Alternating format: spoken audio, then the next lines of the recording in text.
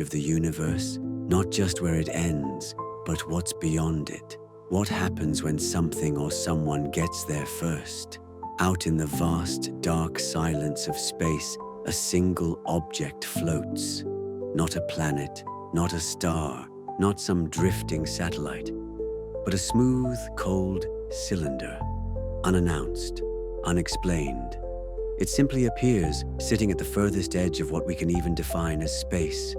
And inside, a life form, something foreign, alien. 5 tentacles coiled around itself, motionless, yet very much alive. It shouldn't be here, not this far out, not this alone, and yet it is. So naturally, the observer, a being far beyond us, does what observers do. He scans, he studies, and what he finds is strange. This thing isn't just alive. It holds something impossible. Memory. That's when the questions start to form. Is this a creature with sentience? Is it intelligent? How did it get here? And the biggest question of all, why? Let's rewind. Inside that cylinder, long before it was drifting at the edge of everything, there was a man, Maxwell.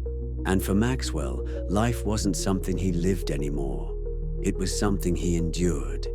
He sits in silence, staring into an endless black void. No stars, no sound, just the hum of his eternal prison, a coffin forged from metal and misery. His sentence? Eternal imprisonment. He'd taken a life, Lilia's. And in this advanced federation, death was too kind.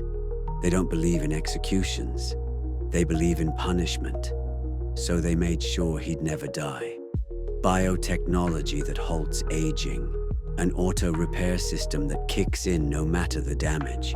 He could shoot himself in the head, tear his body apart. And he did, many times. But every time the system would rebuild him, restore him, force him back into consciousness just to suffer again. Time had no meaning in that capsule. Not really. But for Maxwell, it passed. Oh, it passed. The first 20 years, screaming, crying, trying to end it any way he could. After that, he slipped into numbness. 200 years of silence. Just him, the walls, and the echo of his own breath. Eventually, he found a rhythm and his only escape. 1 hour of sleep a day. Forced exercises in a cell too cramped for full stretches. He'd hit the ceiling every time. His arms too long, his mind too restless, and the music. They gave him exercise music, and it looped for 800 years. The same melody, over and over.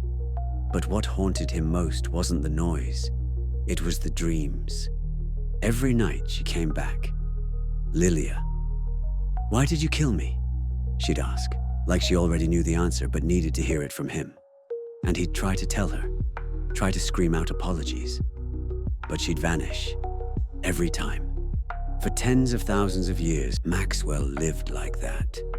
Until something clicked. Not in the walls, not in the system, in his mind. He had an idea, a purpose, a single burning thought. I'll build a time machine. No knowledge, no instructions, just a timer, a broken gun, bits of useless ship parts, and time, infinite time. He didn't even know the principles behind time travel. Didn't matter. With enough time, he believed, he knew he could get it right. So he began. Years passed, then decades, then centuries. His body withered. He stopped caring. Only his hands kept moving. He stopped eating, stopped exercising. The repair system didn't seem to mind. It just watched.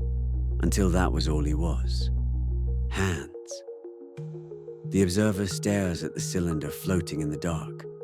What an astounding discovery. This life form is unlike anything that should exist. The result of some aberrant evolution, shaped by circumstances no natural intelligence could survive. A time machine? No, but that's impossible. No species has ever managed such a feat. Not here, not anywhere in this universe. And yet, this being, this fractured remnant of a man, has persisted for 100 trillion years. That's not a number meant for minds to grasp. That's endurance beyond comprehension. I examine what he left behind. A device, a crude, misshapen sphere.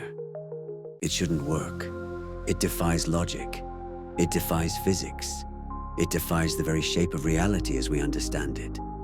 I run the analysis anyway, and the results make no sense. It's beyond any conceivable measure. Every reading is off the charts. It shouldn't even exist.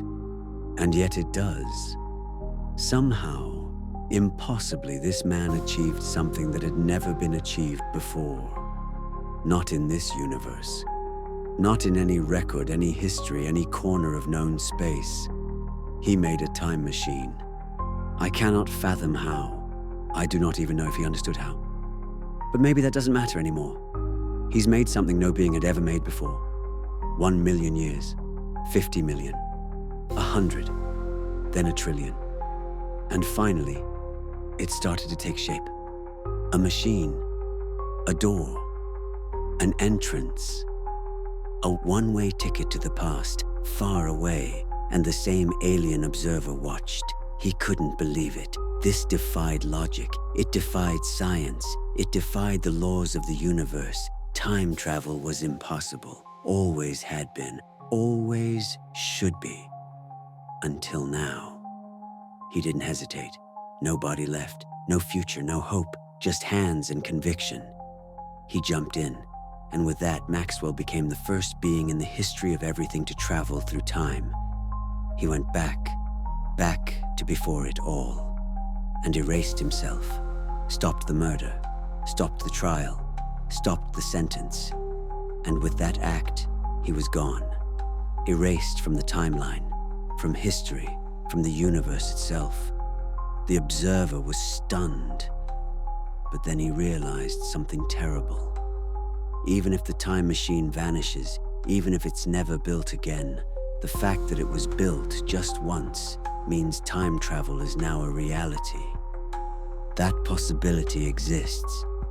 That door can never be closed again.